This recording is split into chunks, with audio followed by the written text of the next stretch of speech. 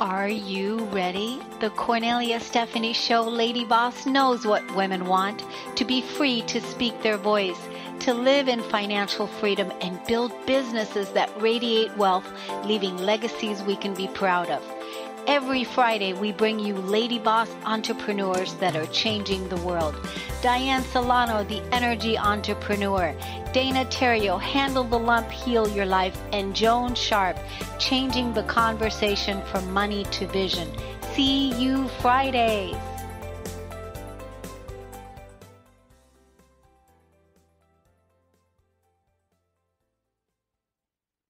Hello, everyone, and welcome to today's brand new episode. Today, we're going to be talking about racial discrimination and how do we change that. And this is going to be a new movement that I am initiating with my new co-host that I'm going to be introducing you to here in just a little bit. But we're going to talk about racial discrimination, racist behaviors, and how do we change the racist behaviors. This requires an integrative, holistic approach.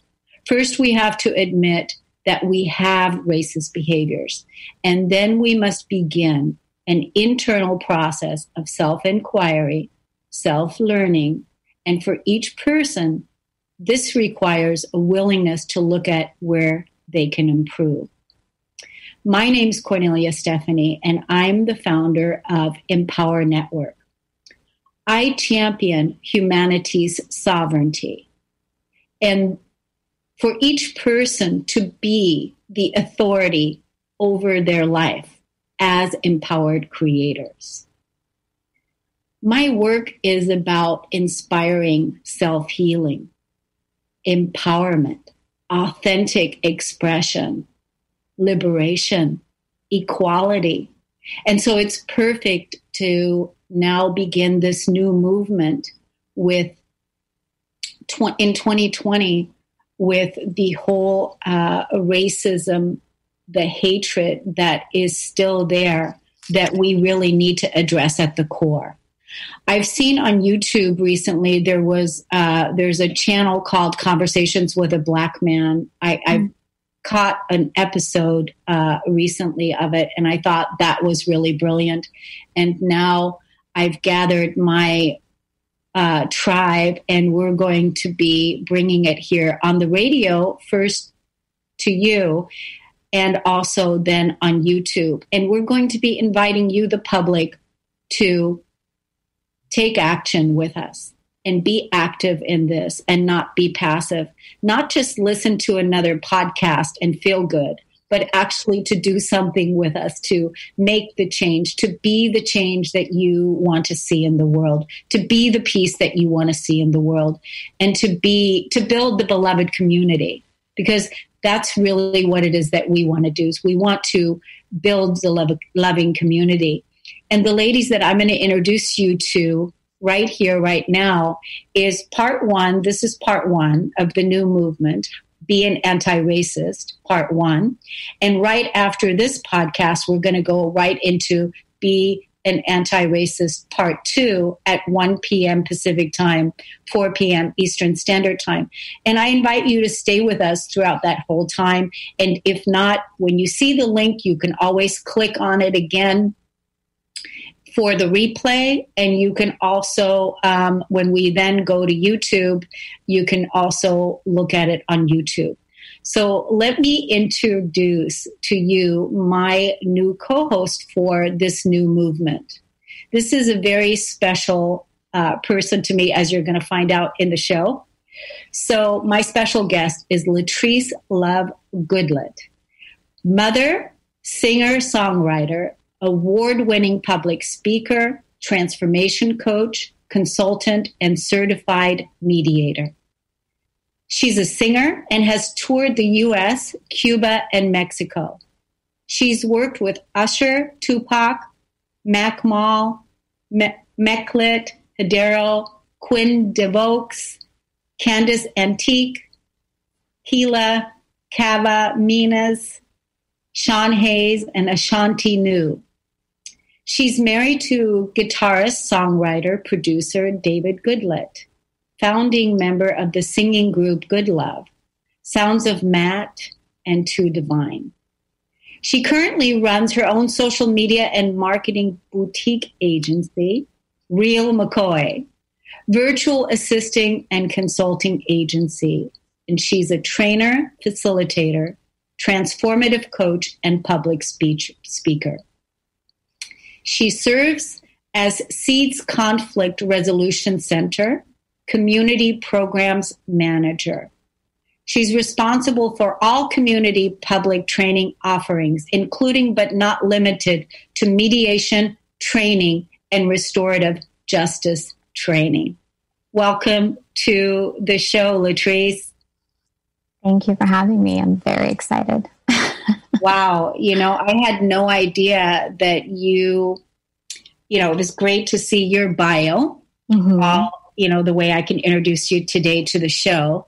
And, but I had no idea you traveled all over, the U.S. and that you were singing with so many very famous people and that you're famous in your own right. I had no idea. It's amazing what happens when we look at our accomplishments and our professional things that we've achieved, because we know each other personally. Right. And actually, I was thinking about that this morning. You're not going to see it, but the audience is going to see it because I have a picture of you. Is that you wouldn't mind showing this picture? The picture. No, I don't mind. You don't mind? Okay. Yeah. Zach, would you show the picture to the audience, the one I sent you to show, where I think you're sitting in my lap and you were a little girl, I think probably maybe 4 or 5 years old. Yeah. But the thing about it is, I thought about it this morning, is that I've known you your whole life. Yeah. So what year were you born? 1979. Okay, so you were born in 1979. When I met you, you were probably about 2 years old. 2 years old. And we actually used to live together. Because I thought about that this morning too. Is that, we actually live together, and how I've come to know you back in the day is that one of your uncles was my first love, and was in a long-term relationship with your family. For a long part of my life. A long time, and so basically I was 17, 18 when I started going out with one of your uncles, and I was active in your family because your family took me in as one of their own, and active in your family for, a long time, like 15 years. And so you've been a part of my life for that time. And then just recently, I want to say over this past decade, we've thank God to Facebook, because that's how we were able to connect again, right? We got connected again on Facebook. And then you had contacted me and you said that you wanted to do some mentoring and that you really wanted to step into your liberation all the way. And that's the way we got connected again. And we started doing that work together. And now, here we are, girl. Here we are. I can believe it because I believe in divine timing, so I can believe it. But it's an immense gift. It is an immense gift. I'm so in awe of you. I'm so proud of you. I'm so because I know you. I know your heart. I know what you're doing. I know what you're capable of, and that's why today is such a very, very special day to do this and to be here with you. So one of the things that happened this week, Latriece, is that I fell in love with a man that I didn't even know anything about, and his name was Congressman John Lewis. Okay, I didn't even know. I didn't know him. I didn't know anything about him. I'm getting the chills now. So obviously you knew him. I know of him. You know of him. Okay. Yes. Well, you're getting ready to know a little bit more because I brought us a clip Later on, when you watch the video again, you're going to be able to see the video and the audience can actually see it. But I brought a clip of the reason that you and I are here is because of him. Mm-hmm. And so I was in deep grief this past week because of what we have lost on this planet with laying him to rest. And I didn't know what an amazing person he was, and that he was actually the voice, the consciousness of Congress, and the things that he's had to endure in his life over being beaten so many, many times to unconscious and in the hospital so many times, jailed like 40 times. So I was so moved by the level of integrity of who he is that he literally, you know, I see him as a saint, and I see him as the likes of Martin Luther King and also Gandhi. This is the level. So this is the grief that I had because, you know, all the slander that we've had in America now, you know, and the world also, but specifically in America, of how everything is so crazy out here, so much violence, so much hatred, so much slander, so much shame, so much of all of that, meeting Congressman John Lewis and the integrity of his life and what he's done, the one thing that I was so pleased about is being able to see him honored the way that he was honored this week by the government. And I really am going to try to find out who is the one that made the choice to honor this man the beautiful way they did, because they gave him the full Monty, he had everything. State's honor. Yeah. And that's the states. It was everything for the entire week. And it was great. And that was really how I was able to get to know him. So Zach, would you mind playing that clip from him right now? You're going to hear him. He spoke these words at a commencement speech in 2014, and he was speaking to the college students. And but you're going to hear what this man has to say. So this is why Latriece and I are here today. So let's listen.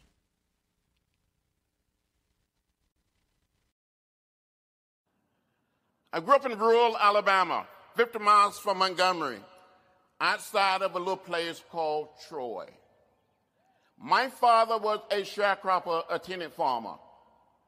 But back in 1944, when I was only 4 years old, my father had saved $300. And with the $300, he bought 110 acres of land. My family still own that land today. How many of you remember when you were 4? Now, what happened to the rest of us? It was many, many years ago when we would visit the little town of Troy, visit Montgomery, visit Tuskegee, visit Birmingham. I saw those signs that said white men, colored men, white women, colored women, white waiting, colored waiting. I would come home and ask my mother, my father, my grandparents, my great-grandparents, why? And they would say, that's the way it is. Don't get in the way. Don't get in trouble. But one day in 1955, 15 years old, in the 10th grade, I heard about Rosa Parks. I heard the words of Martin Luther King Jr. on our radio. 1957, I met Rosa Parks at the age of 17. In 1958, at the age of 18, I met Martin Luther King Jr., and these two individuals inspired me to get in the way, to get in trouble. So I come here to say to you this morning, on this beautiful campus, with your great education, you must find a way to get in the way. You must find a way to get in trouble, good trouble, necessary trouble.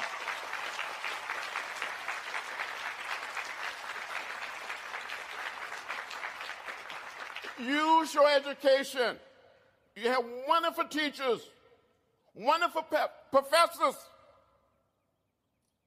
researchers. Use what you have. Use your learning. Use your tools to help make our country and make our world a better place where no one will be left out or left behind. You can do it, and you must do it. It is your time.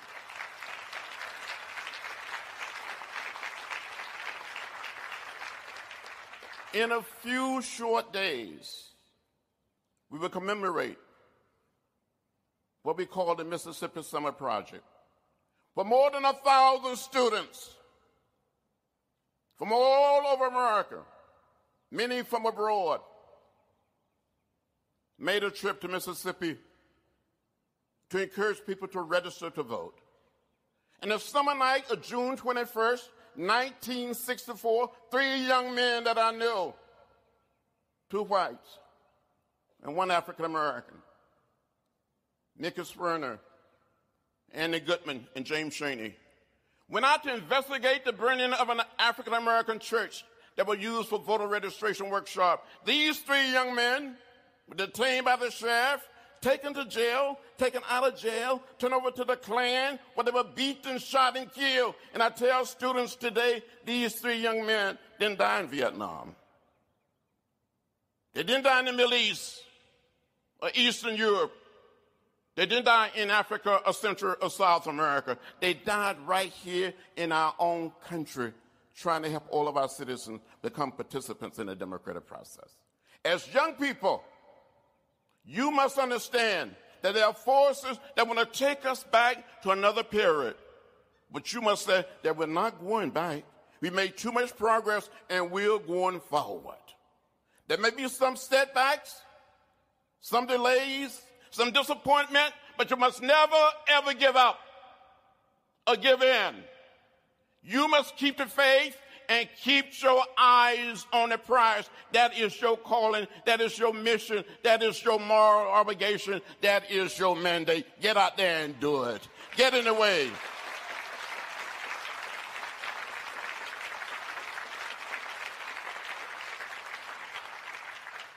We all live in the same house. And it doesn't matter whether we are black or white, Latino, Asian American, or Native American. It doesn't matter whether we're straight or gay. We are one people. We are one family. We all live in the same house. Be bold. Be courageous. Stand up.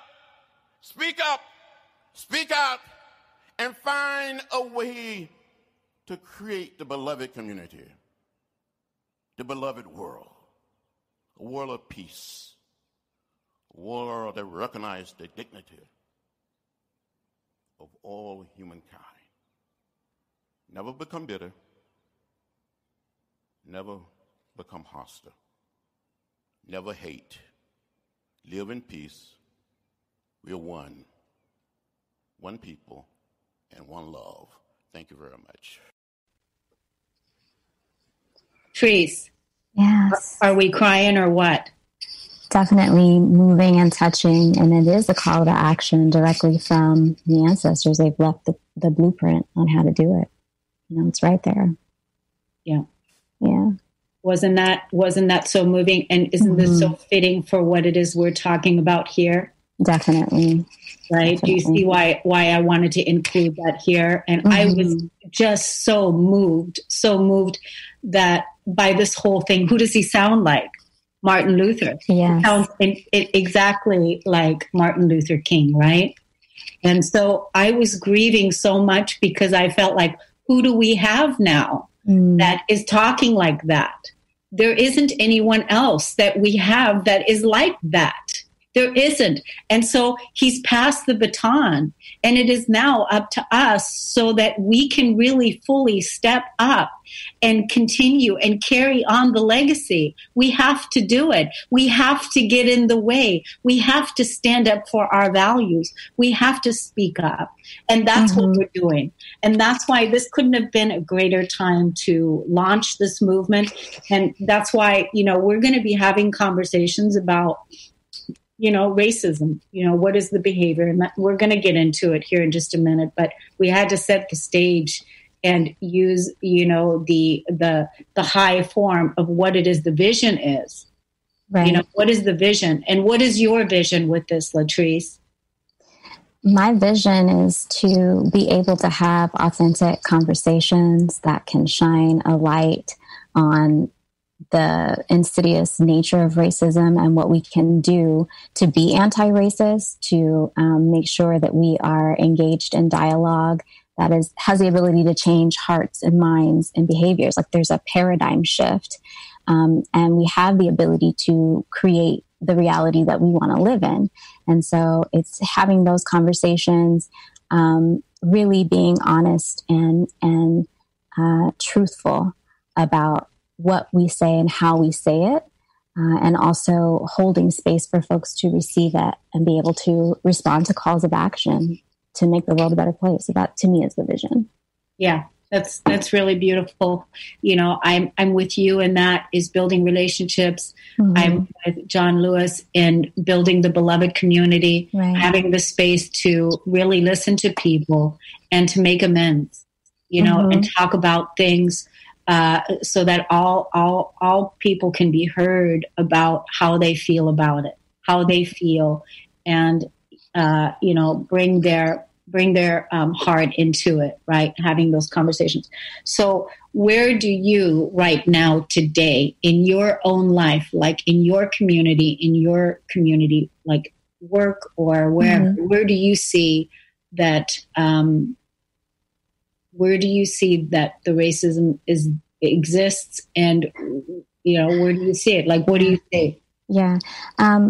In my experience, in my lived experience, it literally is everywhere, from seeing it systemically play out to the way that we are engaging with law enforcement, to the laws that are written, how we are looking at professionalism and globalism and capitalism. All of those things are intertwined. So the justice system, at work, in our homes, in our communities. And there's also, you know, in addition to thinking about being anti-racist, there's an anti-Blackness that is also associated with that. And that's within the Black community, but it's widespread. It's everywhere. And so it really is about us wanting to all do our work and have those difficult conversations that will allow us to change laws, change hearts, change minds, change philosophies, change attitudes. But it's literally everywhere. It's everywhere, and it's nuanced, right? So it's a spectrum and varying degrees of how you experience it, but it's everywhere. Yeah. So where are you focusing your energy? Like, you know, how are you having those conversations outside of this? You know, where is it showing up? Where are you, you know, showing up in it? Because I would say that it informs who I am as a person. So it is on me in every space that I enter, in every conversation that I engage in, because I'm in this body and I have this phenotype, and I'm proudly African-American, Pan-African at that, right? So there are lots of spaces that it shows up. And because I have this body that I'm in, I'm a divine being in the form of a Black woman, right? And I have Black children. And so literally in every encounter, it's an opportunity. If I have capacity to engage and discuss in it further, you know, taking care of mental health and self-care, but it really is everywhere. And especially in the climate of what's happening in our country right now, you know, there really aren't opportunities coming up where it's not open for discussion, right? Even waiting in line to go to the grocery store, simple things, everyday things, because of what's happening, because everyone is really raw right now. And folks are experiencing it. Some folks, it's a new revelation of what's actually happening in this country and across the globe. And then for some people, Black people and people of color, this is our reality, right? So it's an awakening for some, but it's just a confirmation of what we're already experiencing for others. And now we're collectively focusing energy on this. Yeah. Talking about it. Yeah, exactly. And that's, I think we need to do that until we don't need to talk about it. Exactly. We need to talk about it. I mean, talk about it some more. It really is engaging in those spaces, right? So if solving racism were solely up to the folks that are experiencing it firsthand, Black folks and folks of color, it would already be resolved, right? Yeah. And so, you know, there's a brutality that exists from generation to generation to generation for as long as we've been in this country. And so really, it is about folks who want to be allies or want to be anti-racist, understanding that commitment is lifelong. It's not just reading a book or listening to a podcast. It is engaging in that conversation and eradicating racism where it exists, even in yourself, and anti-Blackness where it exists, even in yourself. So it really literally is everywhere. Yeah. And that's why it's so good that we're talking about this openly, and we're gonna keep bringing this conversation to you, to the public, and we're asking you to engage with us. I think this is a good time for me to invite you all for a call to action. Like, basically, when you see this podcast or see the YouTube video, please comment underneath what you got out of it and where you're working within your own community or within your own being. What calls to action are you taking to, heal the division, heal the racism, and, where is it that you're taking action on? Another way that you can support us by sharing this podcast and sharing this video out with people so that we can spread the message and that we can spread the news. Because like John Lewis said, we're not waiting. We're getting in the way. We're causing good trouble. We're having the conversations. We're being courageous, and we're putting ourselves out there. And we'd like for you to support us in sharing that and being not passive, but being active in helping us get this message out there, because we're just beginning. So this is just brand new. We don't have it all planned out, figured out. We're just organically coming in and going, okay, we're gonna do this. So we would love for you to join us and be engaged with us. Do you have anything to add to that, Latriece? Yeah, I think the moment and the time is now.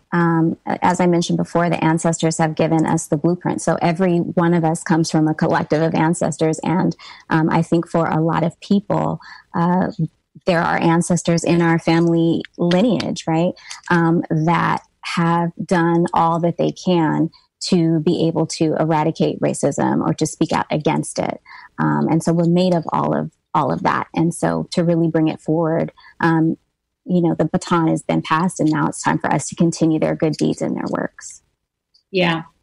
Did I say your last name, Goodlett? Is that right? It's Love-Goodlett, yes. Okay, because I thought, is it Goodlett? I just wanted to make sure I had that right, because I only know you as Latriece Love. Latriece Love, yeah. So, okay, I got that right. Good. So let's see. Let's find out a little bit more about you. So what is it? Who do you serve? And what do you do?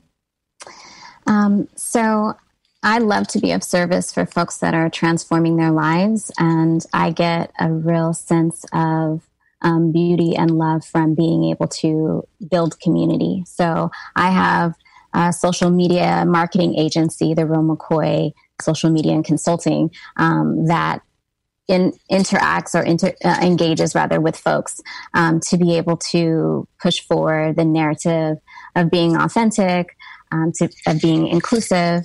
And that's one of the areas in which I operate in that space. The other thing is, as being a singer and a musician, creating good works of music that allow people to tap into really the love that is interwoven and connects us all, and giving special space for speaking the truth about lived experiences, but really that we are all about love. And so that the name GoodLOVE is one of the music groups that I perform under. And then in my 9-to-5 job with Seeds Conflict Resolution Center, there I'm the community programs manager. And so it's about, for me, equity and access and making sure that folks have information on how to transform conflicts that they're experiencing interpersonally. So I'm doing a lot of good work, but those are the places where I'm of service. And then also my most important job, aside from working on myself, is raising my 2 sons, and hoping and knowing, right, that they'll go on to impact the world in positive ways, to be divine beings and people that are comfortable operating in their Blackness, and comfortable speaking out and getting into good trouble, right, when needed, when necessary. Yeah. So I wish we would have had two pictures, one of each of your boys.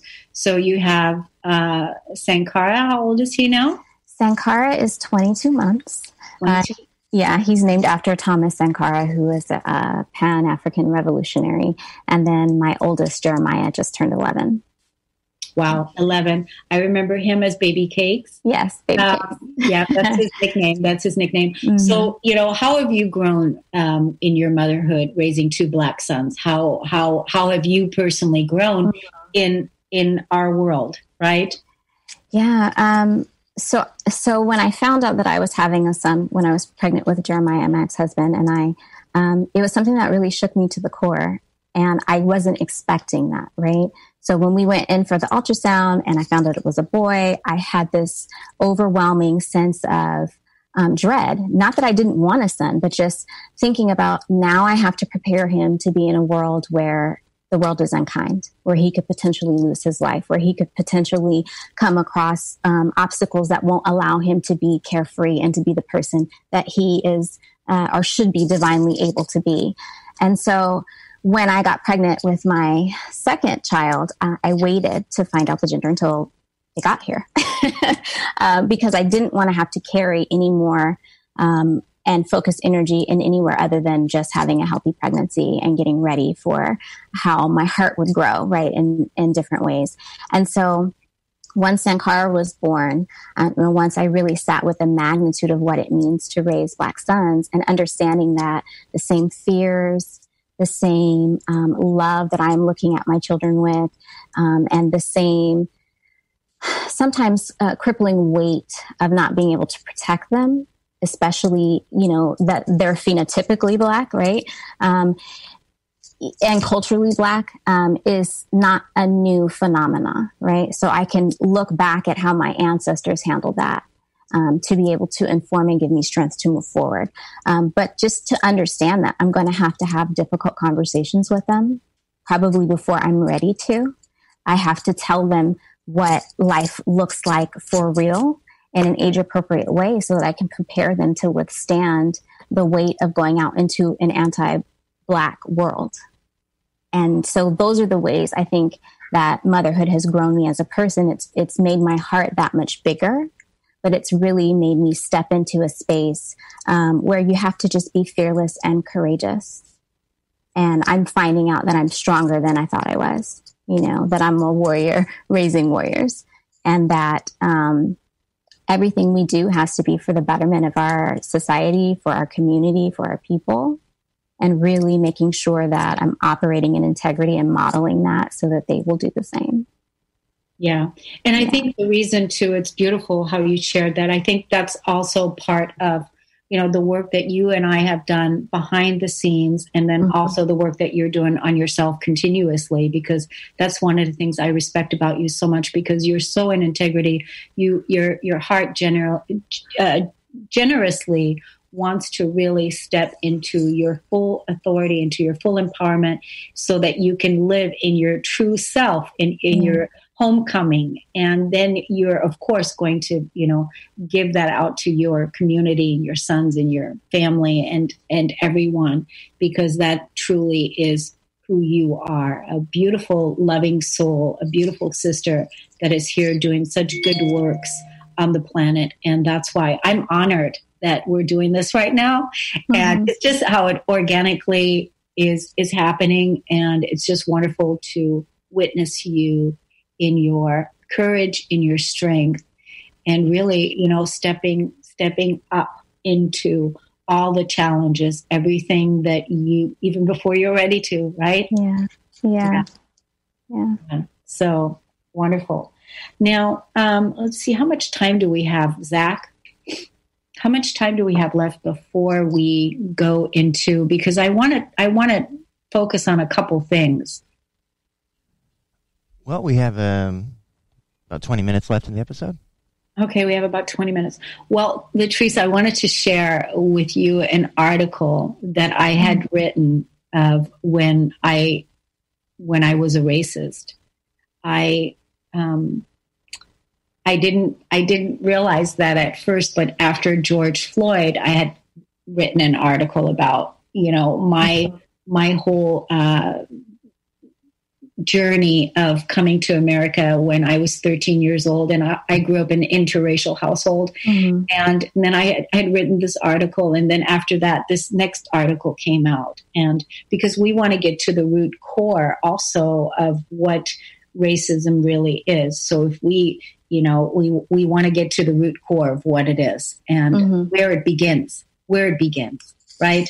So I wanted to share this with you today here on this show, and because I don't think that you have heard this, I don't think I've shared this with you. Have you heard me talk about this before? No. Yeah. So here is my article here. I used to be a racist. I know that sounds contradictory to my last article, the one where I told you about growing up during the 60s in an interracial household in Germany. It's not what you think. I was a racist against my own white race. My mother and my new stepfather, an African-American man, married when I was 13 and we moved to America. He was practically a saint. Goodness gracious, marrying a white woman with 2 teenage children and bringing them to this country. He was a chief master sergeant in the military, a Capricorn, and he usually did things by the book. I thought the name calling would end once we got over here to America. But little did I know that the hatred against Black people was far worse here in the U.S. than it was back in Germany. At age 17, I began dating. I fell in love with my very first boyfriend, who happened to be a Black man. We were deeply in love and enjoyed our relationship for 13 years and all the challenges that came with that. From 1978 to 2003, I walked intimately with my Black families and my Black lovers and many Black friends that were so willing to take me in as one of their own. I was the minority. I have always felt such a deep, soulful resonance with Black people. After experiencing lots of name-calling, people staring at us, I had to stay in the car when my partner was paying for a hotel room in Alabama in 1981. Mm-hmm. I felt like I myself was Black, and I wanted to be Black because I felt more accepted in that community than I felt accepted by the white race. I felt so rebellious against the white people that I actually hated them because of their judgmental attitudes and because of their white privilege. Being different and having been discriminated against had followed me my whole life, so hatred began to arise in me, real hatred. I remember many times when someone in my African-American family was getting married and it was pointed out to me that I was the only white person in the church. Or when we'd go out to the clubs at night and I was invariably the only white person in there. It wasn't until late November of 2002, after moving to Washington State, I ended up moving to a town that had one Black person living there. It was then that I found myself face to face with an inner demon and realized even I had become a racist. That was when it really hit home. It took a moment, but eventually I was willing to work on healing hatred against my own race. It was only when that finger was pointing back at me and when I saw that the healing I needed to do was to heal my own self-hatred that I was able to locate the root core of my hate. I was then free to feel love for all people because I started by first learning to love myself. This is why I know it can be done and why I have faith in all humanity. Over the course of the next 6 years, I had begun having withdrawals due to the fact that I was no longer able to be around Black people. I would go to Blockbuster stores and I would rent movies just to feel normalcy again and to fill my withdrawals with the laughter, with the soul, with the music, the creativity that I would find in watching those movies. The conversations that we need to have with Black and brown people is to be willing to listen to their pain and their stories in a non-judgmental space until all the voices are heard. Because I'm a shaman, I understand how long things take to uncover, to dive deep, to unearth all the mud and transform it into forgiveness. And it may seem like, when is all this going to be over, and when can we get some peace? When all the crimes of our humanity against each other that have been held in compassion and love and understanding. When we can ask for forgiveness for any part that we played in keeping the separation going. And when we can say, thank you for forgiving me, and I'm sorry for your pain, and I love you. We are, after all, walking each other home. Wow, that is very powerful. Yeah. You know, that is, I think, where it all begins. If each person can sit with really looking at that self-investigation, where they feel, where they are with it. And, you know, no matter what race you are, no matter where you are, and really look at and see, is there judgment there? Do you have judgment against there? And then bring it back to yourself and really look at that. I think that if we all did that, and we were all accepting of one another, because like John Lewis said, we are one family, one race. That if we can do that, and if we can bring the truth there, the love there, that is the place to begin. But we have a lot of work to do. We do. Yeah, I would definitely say that there's work for everyone to do. And definitely, you know, understanding that it's one thing to think about anti-racism as an ally or as a white, self-identified white person, what can I do? And then looking at the anti-Blackness in the spaces that it presents itself.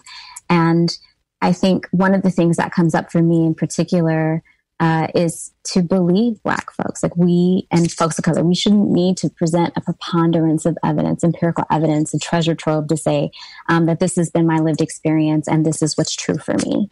And I think that it really takes a deep commitment and a growth mindset and the ability to know that you may get it wrong and that's okay, and not to have an expectation that a person of color or a Black person will walk you through their pain, but that it's okay to ask and to know that the person may say, you know, I don't really have capacity, or no, and that be enough. And there not need to be an extra quantifier about that. You know, if folks have to deal with it, anti-racism and racist spaces as it comes up in everyday life, and that commitment to constantly being aware of privilege, to constantly be using your privilege in a way that opens the door for access, for equity, and for fairness and justice for everyone, right?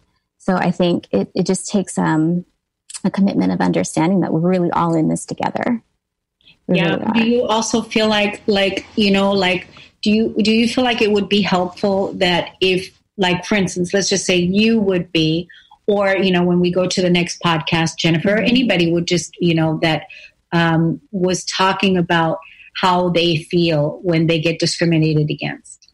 How do you feel like, you know, when it happens? And even today, do you feel like even people are looking at you like not uncertain, like, you know, like this, looking at you like with a left eye or whatever, you know, not really, not, like even, you know how it is when there's a loss in the family, and I know that you know what that's like. Yeah. And how then some people don't even know how to say, I'm sorry, you know, for your loss, right? Or even talk about it. Yeah. And do you feel like that would be helpful? I think it's helpful. I think it's always helpful to shine a light on what someone's experience is, so that you can empathize, so that you can be aware that it is happening. And then you can be looking inside your own relationships, inside your own interactions with folks, to monitor that and to really understand that it's not necessarily about your intention, but your impact. And if a person is impacted by something that's been said or something that's been done, they get to define what that means and what that is, that experience is for them. There are plenty of books out there that people can go to that are written by Black people and people of color that are documenting their experience, documenting the historical things that have happened and the laws that exist. The information is definitely out there, but I do think hearing a narrative and the story from someone who's living it and experiencing it is powerful. It really is. Yeah. Yeah. I feel like the practice of, maybe you and I can do a practice of where it could begin. If there's two people, it doesn't really matter whether, Black or brown and a white person, but if they use the practice of a Ho'oponopono with the consciousness of coming together to say these four things. And would you like to practice this with me for a moment? Yes. Okay. So it could look something like this, that I would come to you and we would sit and I would say, I'm sorry. I'm really sorry, Latriece, for all the suffering that you and your family and your ancestors and all the people in your community has had to deal with. I'm really, really sorry about that. Yeah. And I want to say, would you please forgive me for my part in any of way that I contributed on any level, in any space? Would you forgive me for any place where I played a part in the separation, or I didn't stand up and I didn't speak out? Or would you be willing to forgive me for any part that I played in the suffering to keep it going? Mm-hmm. Yeah. Yeah. And I want to thank you. I want to thank you for loving me. I want to thank you for being who you are. I want to thank you for forgiving me. And I love you. I love you. I really love you. And I feel like if we did this, just this very simple process, it would be so helpful. Do you feel that it would be? I feel like it would be helpful, especially if you are dealing in this space where relationship already exists, right? And coming from a real, truthful, authentic place. There are ways that racism is perpetuated. And so it is about accountability, responsibility, making amends. And now what do we do to move forward? And I know you as a person, so I know the words are not, in vain. They're not just spoken without some type of real action behind it, right? Hence this show and all of the other ways that you show up. And so, yeah, that's really important and powerful. Yeah, because I really feel like that people, just making amends, having the space that, like no matter what the suffering is, that it, for someone to be able to say, I'm sorry for the suffering and I'm sorry if I played any part in it. Would you forgive me for it? Would you forgive me for my unconsciousness? Would you forgive me for any place where I stayed silent and I watched it go on and I didn't speak up, whatever, it's like that. Something as simple as that is something that we can all do, and it would really add value to our being in our humility, and being in our humanity. It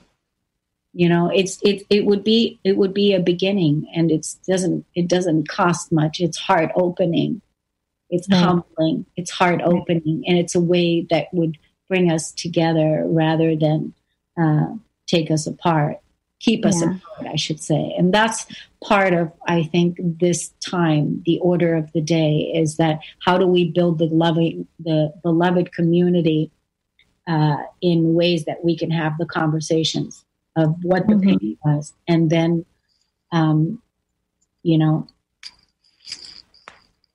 do you have something else you want to add to that, Latriece?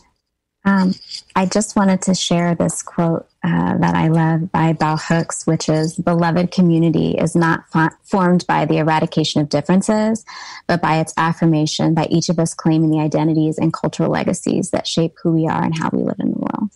Oh, that's beautiful. Yeah, that's beautiful. Yeah. So what do we want to leave the audience with today? We have just a couple minutes before this show is over, but we're going to go straight into podcast number 2. And what do you want to leave the people with? You're going to come back. We have 3 minutes. You're going to come back next month, and we're going to keep this movement going, and we're going to keep having the conversation and dive deeper into ways that we can support each other to build the beloved communities and to be anti-racist. What do you want to leave the audience with? What calls to action? I definitely think that there is ample opportunity to support with your consciousness, with your income, with your ability to make a change. There are lots of opportunities for folks to engage in wanting to be a part of the paradigm shift that's happening. And so I would say, support Black business. That's one great way to do that. And I would also say that you want to be intentional when you're dealing with folks, and to be as authentic as you can about it being a learning situation. You're going to get it wrong, and that's okay. You make amends and move forward.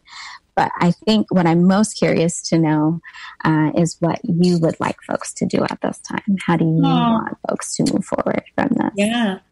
This is beautiful. What I would like is I'd like for them to share this information that we shared with everyone. If you want to become a sponsor of the show, because this show costs money, we would love it if you would donate your financial contributions, and you could email me at radio@KorneliaStephanie.com and, say, I want to donate. If it's $1, if it's $5, it's $5,000. If you're a business and you want to have, you want to sponsor us exclusively, we would mention your name, of course, or anonymously.